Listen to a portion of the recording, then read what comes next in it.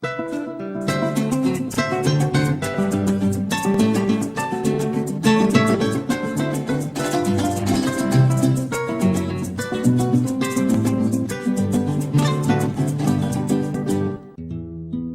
fisonomía de Cienfuegos cambió después de aquel 28 de septiembre de 1935.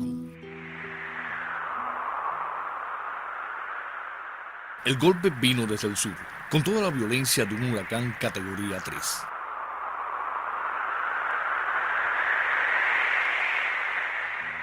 Aunque había conciencia del peligro, los partes contradictorios, amenazantes unas veces y tranquilizadores otras, crearon cierta desorientación. La mayoría de los cienfuegueros dormía cuando hacia la medianoche el viento comenzó a arreciar.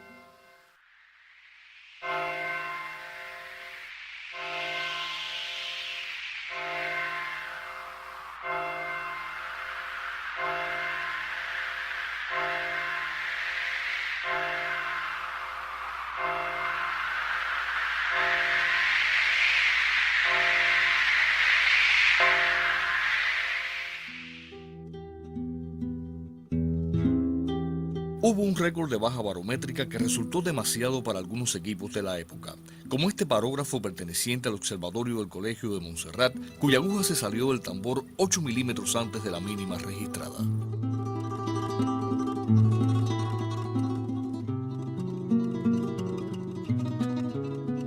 Los anemómetros marcaron rachas superiores a los 200 kilómetros por hora antes de quedar algunos de ellos también inutilizados.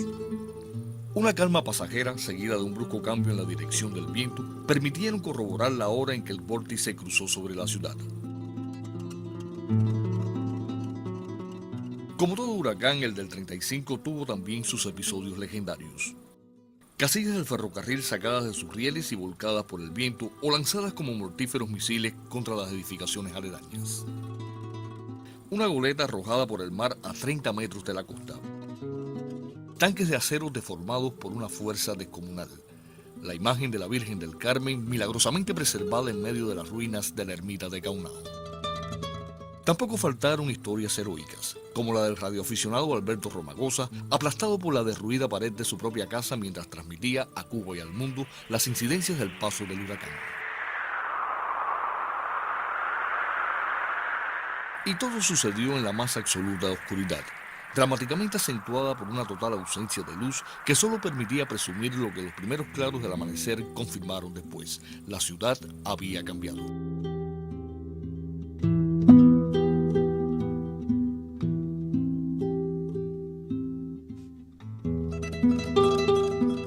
La prensa no dudó en calificar a este como el más grande ciclón que hubiera conocido Cienfuegos, y las noticias que comenzaron a trascender parecían confirmarlo.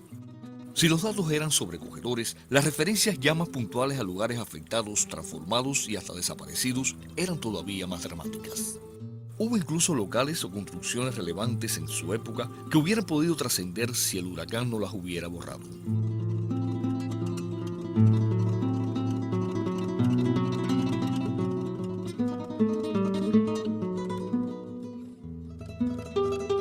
Otros sitios de la ciudad, hoy todavía relevantes por su trascendencia económica o social, sufrieron considerablemente aquella madrugada del 28 de septiembre de 1935.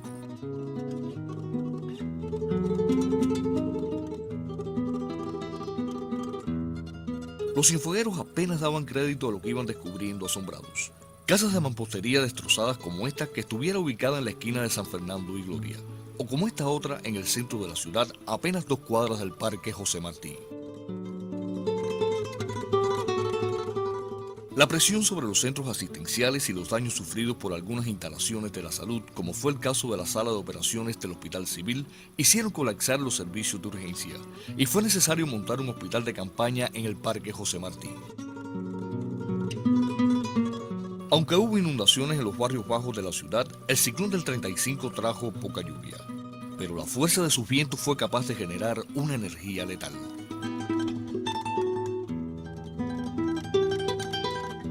Las instalaciones portuarias y toda la franja del litoral dentro y fuera de la bahía resultaron afectadas por la penetración del mar. Los almacenes del puerto, que parecían sólidos e inamovibles, quedaron desmantelados. Muchas embarcaciones terminaron hundidas, varadas o destrozadas contra los muelles o la costa. Tal fue el panorama dejado por el meteoro en la rada de Cienfuegos.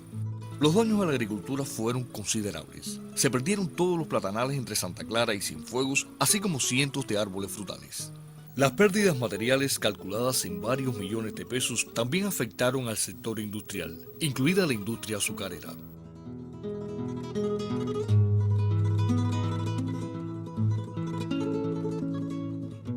Con las instalaciones destruidas, muchos trabajadores quedaron desempleados, como le sucedió a más de 100 obreros de la destilería del Ron San Carlos, inutilizada por el huracán. Antes de internarse en el Atlántico y golpear a la Florida, aunque ya algo más debilitado, el meteoro se ensañó con los municipios colindantes a Cienfuegos. La vulnerabilidad de las zonas rurales quedó dramáticamente en evidencia. La calamitosa situación en que quedó Cienfuegos luego de la catástrofe generó una respuesta por parte del gobierno de Mendieta, que poco a poco se fue desentendiendo de sus promesas iniciales. Tal actitud provocó una reacción que unió a los cienfuegueros más allá de su estatus económico-social en la reclamación de un apoyo más efectivo a la ciudad y a los sectores más vulnerables de la población. La solidaridad más espontánea y mantenida vino de los coterráneos residentes en La Habana, que apenas pasado el huracán comenzaron a llegar a Cienfuegos en lo que prácticamente pudieran encontrar para hacer el viaje.